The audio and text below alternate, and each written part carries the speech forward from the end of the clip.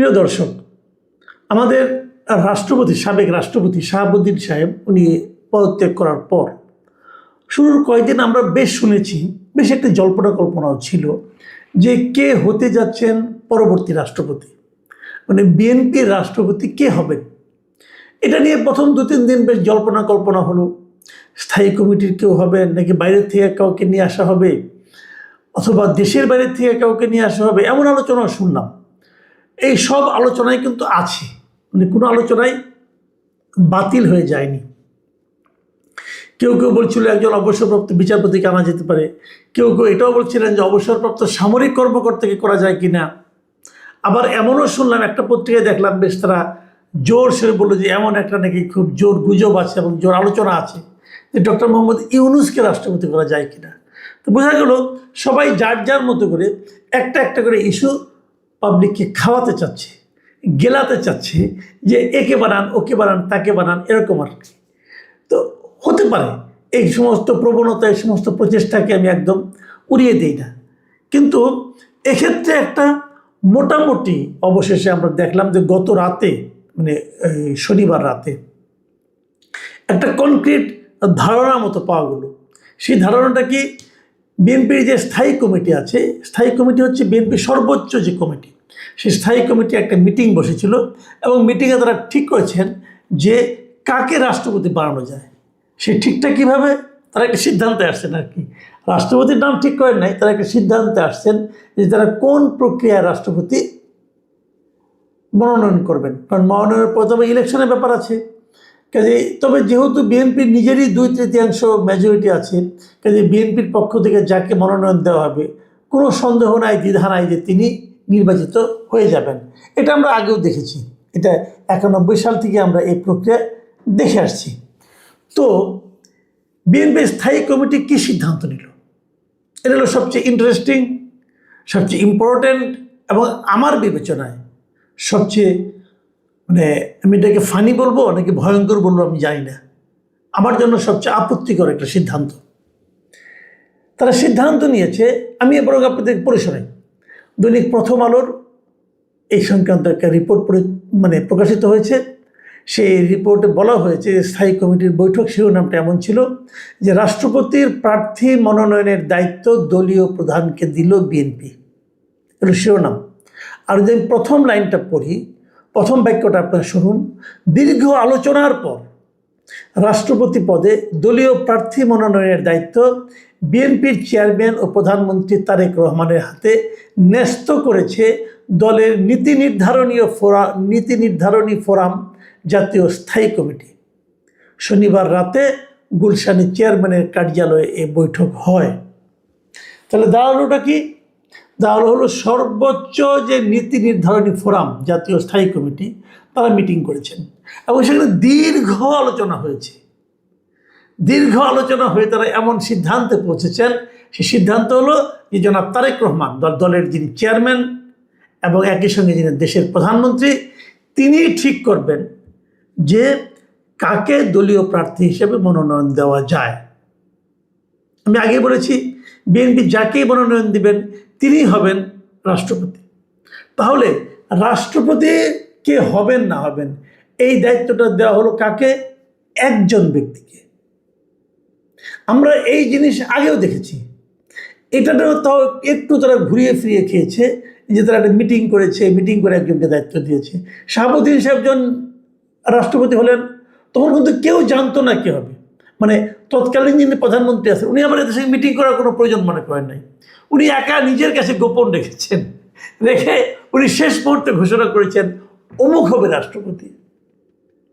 তার মানে রাষ্ট্রপতি একটা নির্দলীয় পদ, কিন্তু মাথায় রাখবেন এটা একটা নির্দলীয় পদ এবং এই নির্দলীয় ব্যক্তিটি কে হবেন সেটা নির্ভর করছে একজন ব্যক্তির ইচ্ছা অনিচ্ছার উপর। সেই ব্যক্তিটা কে, তারেক রহমান, সেই ব্যক্তিটা কি খালেদা জিয়া, সেই ব্যক্তিটা কি শেখ হাসিনা, সেই ব্যক্তিটা কে, এটা আমার জানার কোনো প্রয়োজন নেই, এর ব্যাপারে আমার কোনো আগ্রহ নেই।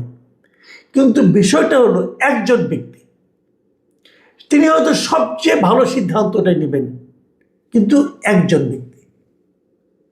এই যে একজন ব্যক্তির ইচ্ছা অনিচ্ছার উপর কিছু একটা হয়ে যায়, কিছু একটা বাধাগ্রস্ত হয়, অথবা কিছু একটা সিদ্ধান্ত হয়, রাষ্ট্রীয় সিদ্ধান্ত হয়, সর্বোচ্চ রাষ্ট্রীয় সিদ্ধান্ত হয়, এটাই হলো গণতন্ত্রের জন্য সবচেয়ে মারাত্মক ক্ষতিকর বিষয়। আমি আপনাদেরকে একটা কথা বলি, অনেক পুরনো একটা ঘটনা। আমি যখন একটা দৈনিক পত্রিকার চাকরি করতাম, দৈনিক আমার দেশ পত্রিকার সময় চাকরি করতাম, সে সময় আমি জাতীয় পার্টির একজন বড় নেতা মিস্টার জিএম কাদের, যিনি চেয়ারম্যান, আমি জিএম কাদের একটা ইন্টারভিউ করতে গিয়েছিলাম। তো ওই লোকটাকে আমি পছন্দ করি পার্সোনালি, যে উনি বেশ লজিক্যাল লোক, কথাবার্তা ভালো বলেন। তো ওনাকে প্রশ্ন করতে করতে এক পর্যায়ে আমি বললাম যে আপনারা তো গণতন্ত্রের কথা বলেন, কিন্তু আপনার যিনি চেয়ারম্যান আছেন, তখন এরশাদ ছিলেন চেয়ারম্যান, তো উনি একা সিদ্ধান্ত নেন কে থাকবেন কে থাকবেন না, কে মহাসচিব হবেন কে মহাসচিব হবেন না, কে কাকে বহিষ্কার করা হবে কাকে বহিষ্কার করা হবে না, উনি একাই সিদ্ধান্ত দেন। এবং এই জিনিসটা আপনাদের দলের গঠনতন্ত্রের মধ্যেও আছে। তো গঠনতন্ত্র যদি এমনভাবে হয় যে একজন ব্যক্তি এককভাবে সিদ্ধান্ত দিবেন যে কী হবে কি না হবে, কাকে বাদ দেওয়া হবে কাকে রাখা হবে, কাকে কি পদ দেওয়া হবে, তাহলে এটা কি গণতন্ত্র হলো? ওনার জবাবটা ছিল তখন এরকম, উনি বলেছিলেন আমরা দলের সবাই মিলে ওনাকে যদি দায়িত্বটা দিই তাহলে এটাই তো গণতন্ত্র। তো আমি জীবনে এরকম হাস্যকর যুক্তি আর খুব কম শুনিনি, যে আমরা দলের সবাই মিলে ওনাকে দায়িত্ব দিয়েছি, অতএব উনি একা যেটা করবেন সেটাই গণতন্ত্র। তো আমরা এখন সেরকম গণতন্ত্র দেখছি যে পুরো স্থায়ী কমিটি মিলে তারেক রহমান সাহেবকে দায়িত্ব দিয়েছে যে আপনি বলেন কি হবে, যে হবে সেটাই হবে, এটাই গণতন্ত্র। এমনও হতো, এই জিনিসটা বাড়তে বাড়তে কেমন হয় আমি বলি। যেমন আগে আমরা দেখেছি শেখ হাসিনারা বলে ছাত্রলীগের সভাপতি সেক্রেটারি কে হবে, এই দায়িত্বটাও দেওয়া হতো শেখ হাসিনাকে। অথচ ছাত্রলীগ কিন্তু শেখ হাসিনার কেউ না, শেখ হাসিনার পার্টির কোনো অঙ্গ সংগঠন না। শেখ হাসিনা ছিলেন সভানেত্রী, ছিলেন আওয়ামী লীগের, ছাত্রলীগ আলাদা একটা সংগঠন। সেই সংগঠনের সেক্রেটারি প্রেসিডেন্ট কে হবে সেটা আওয়ামী লীগের যিনি সভানেত্রী তিনি নির্ধারণ করতেন। যুবলীগের কে হবে এটা উনি নির্ধারণ করতেন। স্বেচ্ছাসেবক লীগের কে হবে প্রেসিডেন্ট সেক্রেটারি এটা উনি নির্ধারণ করতেন। এবং আমার ধারণা আগামীতে বিএনপিতে ওই একই প্র্যাকটিস থাকবে, যে ছাত্র দলের সভাপতি সেক্রেটারি কে হবে এটা তারেক রহমান সাহেব নির্ধারণ করবেন, যুব দলের সভাপতি সেক্রেটারি সাহেব কে হবে তারেক রহমান সাহেব নির্ধারণ করবেন, স্বেচ্ছাসেবক দলের সভাপতি সেক্রেটারি কে হবে ওটাও তারেক রহমান সাহেব নির্ধারণ করবেন, এবং দেশের প্রেসিডেন্ট কে হবে না হবে সেটাও তারেক রহমান সাহেবই নির্ধারণ করবেন। আমার প্রশ্ন, তারেক রহমান সাহেব কি বলেছেন যে আমি সব নির্ধারণ করব? উনি বলেছেন? আমার ধারণা বলেননি। বাকি যারা আছে সবাই তার উপরে চাপিয়ে দিয়েছে, এটা এক ধরনের মোসাহেবি। এই লোকগুলি এত বড় বড় হয়েছেন, এত বড় সিনিয়র লিডার, এত বড় বড় মন্ত্রী, তারা ওনারা একটা দল চালাচ্ছেন, দেশ চালাচ্ছেন, ওনারা সবাই মিলে, আমি নিশ্চিত ওনারা সবাই মিলে ওনার উপর চাপিয়ে দিয়েছেন। এবং এই চাপিয়ে দেওয়ার মাধ্যমে ওনার কাছে দেখাতে চেয়েছেন যে দেখেন আমরা আপনার কতটা অনুগত, আমরা কিছুই বুঝি না, আমরা নাবালক, আমরা কিচ্ছু বুঝি না, আপনি যা বলবেন সে এটাই হবে। এই যে এটাকে আমি আনুগত্য বলবো না, কিন্তু এই যে একজন লোককে বিভ্রান্ত করার একটা প্রক্রিয়া, এর মাধ্যমে ওনারা তারেক রহমান সাহেবকে বিভ্রান্ত করছেন। কেবল তাই নয়, যদি এই নির্বাচন নিয়ে কোনো সমস্যা হয়, ধরেন এমন একজন লোককে নির্বাচন করা হলো যাকে নিয়ে প্রচুর দেশ জুড়ে বিতর্ক হলো, সেই বিতর্কের দায়ও কিন্তু তারেক রহমান সাহেবকে বহন করতে হবে। কেন উনি এটা করতে যাবেন? কেন ওনার উপর চাপিয়ে দেওয়া হলো? হয়তো ভদ্রলোক কিছু না করতে পারেন নাই, অথবা উনি কেন উনি এটা এনজয় করেছেন আমি জানি না। যদি এনজয় করে থাকেন তাহলে ওনার জন্য আমার দুঃখ হলো। এই জায়গাটাতেই সমস্যা। ধরেন এখন এনজয় করছেন, হয়তো ভালো করছেন, এরকম করতে করতে অভ্যস্ত হয়ে যাবেন। এক পর্যায়ে উনি নিজেই সব সিদ্ধান্ত নিজের থেকে দিবেন, তখন আর স্থায়ী কমিটিকে মিটিং করে দীর্ঘ আলোচনা করে ওনাকে দিতে হবে না, উনি নিজেই দায়িত্ব নিয়ে নেবেন। ঠিক আছে, আমি বলবো আপনারা সবাই চুপ করে থাকেন। যখন এইভাবে কি কারণে নামাজকে এই চিন্তাটা আসবে, তখন উনি হয়তো ভাববেন আর আমি তো পারি, আমি তো আগেও করেছি। এই যে আমি সব পারি, এই যে আমি সব ঠিক করি, আমার করা নিয়ে কেউ কোনো প্রশ্ন করে না, এই যে চিন্তাটা, এই যে মানসিকতাটা, এই মানসিকতাটাই হলো একজন মানুষকে স্বৈরাচারী করে তোলে। আমি মনে করি এখনও যেন তেমন কিছু না, ছোট ঘটনা, কিন্তু আমার বিবেচনায় এই স্থায়ী কমিটি তারেক রহমান সাহেবকে সেদিকেই ঠেলছেন, আমাদের প্রধানমন্ত্রীকে সেদিকেই ঠেলছেন যে আপনি স্বৈরাচারী হন, আপনি সব বুঝেন।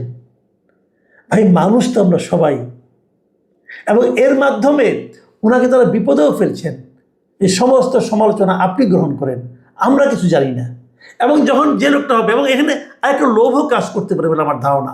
লোভটা কি সেটাও বলে রাখি। এই যে স্থায়ী কমিটি, অনেকে বলা বলি করছেন যে স্থায়ী কমিটি থেকে হয়তো কাউকে প্রেসিডেন্ট নমিনেট করা হতে পারে। তো স্থায়ী কমিটিতে যারা আছে, আমার ধারণা সবাই নিজের থেকে একটু লোভ অনুভব করছেন, যদি আমার নাম বলে, যদি আমার নাম বলে, তো আমি যদি এখানে কিছুটা বলা বলি করি কাকে নিতে হবে, আমি তো নিজের কথা বলতে পারবো না। কাজে এই দায়িত্বটা আমরা ওনাকে দিয়ে দিই। সমস্যা তো ছিল না, আপনারা গোপন ভোটের মাধ্যমে করতে পারতেন। গোপন ভোট করতেন যে আপনি ভাই কাকে পছন্দ করেন, প্রত্যেকটা স্থায়ী কমিটির সদস্যকে বলতে পারতেন যে ভাই আপনারা এক কাজ করেন, আপনারা 5 জনকে একটা নাম দেন। এই 5 জনের কোনো প্রার্থী হয় নাই, কেউ নাম জানেন, আপনার মনের থেকে আপনি যে 5 জনকে আপনার পছন্দ হয়, মনে মনে যার কথা ভাবছেন, হয়তো এই কথাটা কেউ ভাবে নাই, হয়তো আপনি আপনার কোথাও ভাবছেন, কোনো সমস্যা নাই। আপনি 5 জন লোকের একটা তালিকা দেন, সিরিয়ালে দেন, যাকে 1 নম্বরে চান, 2 নম্বরে চান, 1 2 3 করে 5 জন নেন। সবার কাছ থেকে নেন না 5 জনকে সিরিয়াল, গোপন ভোটে একটু খুলেন, ওখানে তো আমরা বুঝতে পারবেন সবাই মিলে কি চায়। কিন্তু সেই রিস্কেও কেউ যায় নাই। এখানে একসঙ্গে অনেকগুলি বিষয় কাজ করেছে। প্রথমত লোভ, দ্বিতীয়ত মোসাহেবি, এবং তৃতীয়ত দায়টা একজন লোকের উপর চাপানোর মানসিকতা। প্রিয় দর্শক, হয়তো অনেকে বলবেন নাকি ছোট বিষয় নিয়ে আলোচনা কি দরকার। বিষয়টা ছোট, কিন্তু আফটার ইফেক্ট অনেক বড়। সবাই ভালো থাকবেন, এখন এ পর্যন্তই। আল্লাহ হাফেজ।